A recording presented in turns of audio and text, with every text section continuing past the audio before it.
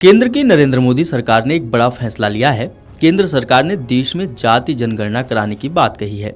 ये जनगणना देश भर में होने वाली आम जनगणना के साथ ही की जाएगी। जनगणना के फॉर्म में जाति का कॉलम भी होगा। इससे पता चलेगा कि देश में किस जाति के कितने लोग हैं। सरकार के इस फैसले को बिहार चुनाव से पहले मास्टर स्ट्रोक के तौर पर देखा जा रहा है। राहुल गांधी, तेजस्वी यादव और अखिलेश यादव जैसे विपक्षी नेता लगातार जाति जनगणना की मांग कर रहे थे। उनका कहना था कि इससे संसाधनों के बंटवारे और आरक्षण जैसी नीतियों को बनाने में मदद मिलेगी। केंद्र सरकार के इस फैसले पर बिहार के मुख्यमंत्री नीतीश कुमार ने प्रतिक्रिया दी है। उन्होंने सोशल मीडिया प्लेटफॉर्म एक्स पर एक पोस्ट में कहा कि जाति जनगणना कराने का केंद्र सरकार का फैसला स्वागत योग्य है। जाति जनगणना कराने की हम लोगों की मांग पुरानी है। यह बेहद खुशी की बात है कि केंद्र सरकार ने जाति जनगणना कराने का निर्णय किया है। जाति जनगणना कराने से विभिन्न वर्गों के लोगों की संख्या का पता चलेगा, जिससे उनके उत्थान एवं विकास के लिए योजनाएं बनाने में सहूलियत होगी। इससे देश के विकास को गति मिलेगी। जाति जनगणना कराने के फैसले के लिए माननीय प्रधानमंत्री आदरणीय श्री नरेंद्र मोदी जी का अभिनंदन तथा धन्यवाद। आपको बता दें कि कैबिनेट की बैठक के बाद मंत्रिमंडल के फैसलों पर केंद्रीय मंत्री अश्विनी वैष्णव ने कहा कि राजनीतिक मामलों की कैबिनेट समिति ने आज फैसला किया है कि जाति जनगणना को आगामी जनगणना में शामिल किया जाना चाहिए। उन्होंने कहा कि कांग्रेस कर पूर्ववर्ती सरकारों ने हमेशा से ही जातिगत जनगणना का विरोध किया है।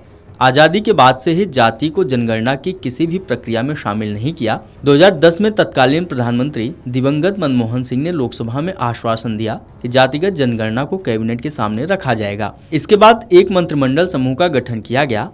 इसमें ज्यादातर राजनीतिक दलों ने जातिगत जनगणना की संस्तुति की।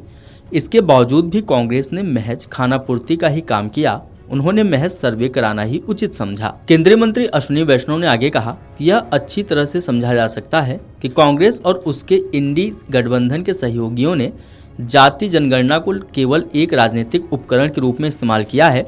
जनगणना का विषय संविधान के अनुच्छेद 246 की केंद्रीय सूची के क्रम में 69 पर अंकित है। यह केंद्र का विषय है, लेकिन कुछ राज्यों ने जातियों की गणना के लिए सर्वेक्षण सुचारू रूप से किया है, जबकि राजनीतिक दृष्टिकोण से गैर पारदर्शी तरीके से ऐसे सर्वेक्षण किए गए हैं। ऐसे सर्वेक्षणों ने समाज में भ्रांति फैली है।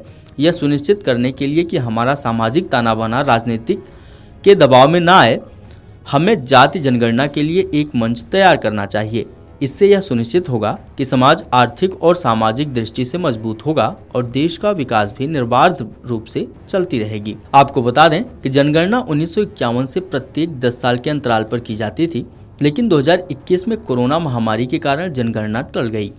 राष्ट्रीय जनसंख्या रजिस्टर यानी NPR को भी अपडेट करने का काम बाकी है। अभी तक जनगणना की नई तारीख का आधिकारिक तौर पर ऐलान नहीं किया गया है। सूत्रों के मुताबिक जनगणना के आंकड़े 2026 में जारी किए जाएंगे। इससे भविष्य में जनगणना का चक्र बदल जाएगा, जैसे 2025 से 2035 और 2035 से 2045। जनगणना के आंकड़े सरकार के लिए नीति बनाने और उन पर अमल करने के साथ साथ देश के संसाधनों का समान वितरण सुनिश्चित करने के लिए बेहद अहम होते हैं। इससे न सिर्फ जनसंख्या बल्कि जनसांख्यिकी, आर्थिक स्थिति, कई अहम पहलुओं का पता चलता है। विपक्षी कांग्रेस में तमाम सियासी पार्टियां जाति जनगणना की मांग कर रहे हैं, जिससे कि देश में अन्य पिछड़ा वर्ग यानी OBC की कुल संख्या का पता चल सके। भारत में हर 10 साल में जनगणना होती है। पहली जनगणना 1872 में हुई थी। 1947 में आज़ादी मिलने के बाद पहली जनगणना 1951 में हुई थी और आखिरी जनगणना 2011 में हुई थी। आंकड़ों के मुताबिक 2011 में भारत की कुल जनसंख्या 121 करोड़ थी, जबकि लिंगानुपात 940 महिलाएं प्रति 1000 पुरुष और साक्षरता दर 74.04% था। वीडियो डेस्क अमरउजाला.com। देख रहे हैं तो हमारे चैनल को सब्सक्राइब कर बेल आइकन दबाएं और फेसबुक पर देख रहे हैं तो हमारे पेज को लाइक करें। 8 मिलियन प्लस सब्सक्राइबर, आपके इस भरोसे के लिए बहुत धन्यवाद।